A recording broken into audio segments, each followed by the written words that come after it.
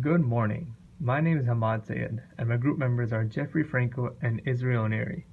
Today we will be presenting the process of phosphorylation cascade and how it works.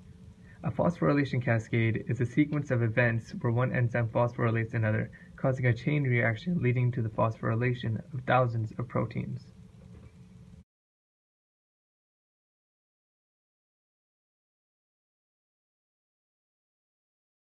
In the beginning, a signaling molecule comes from outside of the cell, and it is represented by the yellow piece of paper with the letters SM.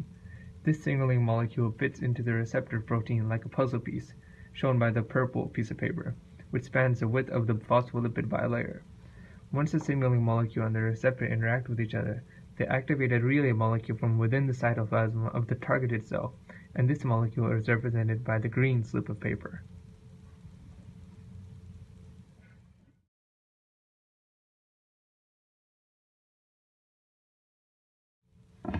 This relay molecule then goes to the first protein kinase in a series of protein kinases and activates it. This newly activated kinase will be known as protein kinase 1, and it will be represented by this yellow magnet. As you can see, I swapped a yellow magnet for a bigger magnet, and I did this because activation of a protein kinase may change the shape of it, but it is not necessarily the case for all protein kinases. This kinase then carries out a phosphorylation reaction, which consists of an ATP molecule, represented by this purple magnet, being hydrolyzed into an ADP and into a phosphate group, represented by the pink magnet and the green magnet. This phosphate is important because it is then transferred over to the next protein kinase, which becomes activated.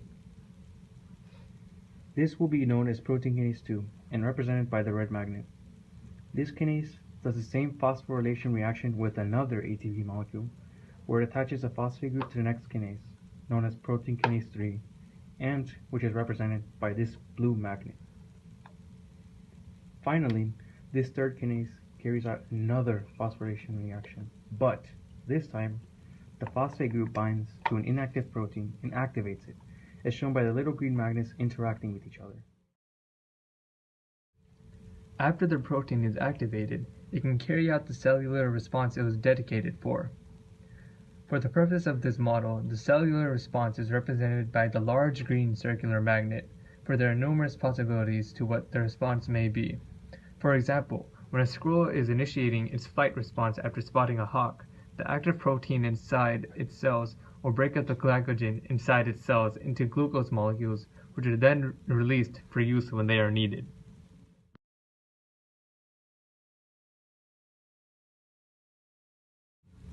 After the initial signal has flowed throughout the phosphorylation cascade, the reaction is then switched off by a process known as dephosphorylation, which is carried out by protein phosphatase. Disclaimer: the red magnet represents a protein phosphatase here, not a kinase.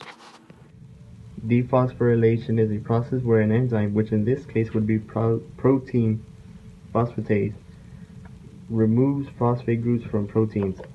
As soon as the cellular response or responses have occurred, the protein phosphatase remove all of the phosphate groups from the active protein and allows the cell to be reusable again for other extracellular signals.